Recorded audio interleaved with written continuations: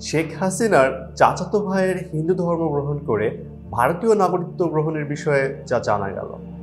সম্প্রতি সাবেক প্রধানমন্ত্রী শেখ হাসিনার চাচাতো ভাই শেখ সালাউদ্দিন জুয়েল ভারতের নিজের আধার কার্ড বানানোর মাধ্যমে ভারতের নাগরিকত্ব নিয়েছেন এমন একটি দাবি দেশের গণমাধ্যমগুলোর বরাতে সামাজিক যোগাযোগ মাধ্যমে প্রচার হতে দেখা গেছে।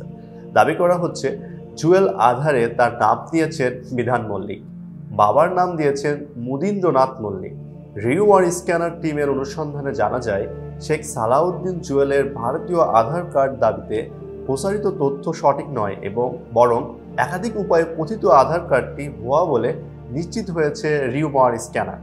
এ বিষয়ে অনুসন্ধানের শুরুতে কথিত আধার কার্ডটি বিশ্লেষণ করে রিউমার স্ক্যানার কার্ডটির বাম দিক দিয়ে শেখ জুয়েলের একটি ছবি রয়েছে। বাংলা এবং ইংরেজি দুই ভাষায় জুয়েলের নাম বিধান মল্লিক লেখা রয়েছে। একইভাবে পিতার নাম মুদিন্দ্রনাথ মল্লিক লেখা রয়েছে। জন্ম তারিখ দেওয়া হয়েছে 1 জানুয়ারি 1959। আধার কার্ড নম্বর দেওয়া হয়েছে 844205675726। কার্ডটির ডানে একটি কিউআর কোড বসানো আছে। আধার কার্ডের নম্বরটি রিউমার স্ক্যানার সংক্রান্ত সরকারি অ্যাপে যাচাই করে দেখেছে।